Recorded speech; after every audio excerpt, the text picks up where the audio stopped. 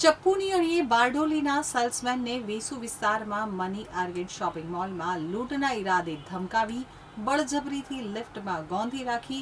રોકડ રકમ લૂંટી અને ઓનલાઈન રકમ પણ ટ્રાન્સફર કરાવનાર આરોપીને વેસુ પોલીસે ઝડપી પાડી સળિયા પાછળ ધકેલી દીધો હતો.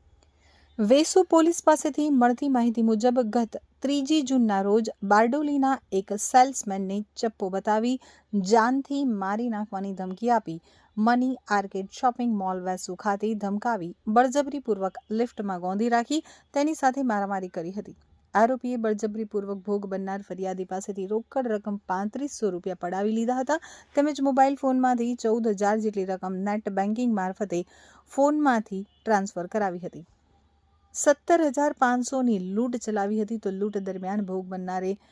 પોલીસ જનરક્ષક 112 ઉપર કોલ બનાવની જાણ કરતા તુરંત જ ગંભીર બનાવની તપાસ વેસુ પોલીસ દ્વારા કરવામાં આવી હતી. સીસીટીવી ફૂટેજ વર્ણન મુજબના ઇસમોની તપાસ કરતા બનાવ સ્થળ પાસે મળી આવતા તેઓને ઓળખી કાઢી પકડવા જતા આરોપીઓમાંથી એક આરોપી ઉધના ખાતે રહેતો અજય રાજેન્દ્ર ખલાણે ઝડપાઈ ગયો હતો, જેની વિરુદ્ધ અગાઉ ઉધનાના અને પાંડેસરામાં લૂંટ, ખંડણી, મારામારી જેવા ગુનાઓ નોંધાયેલા છે, જ્યારે તેનો સાથીદાર પ્રદીપ જયરામ આહિર ભાગી છૂટ્યો હતો.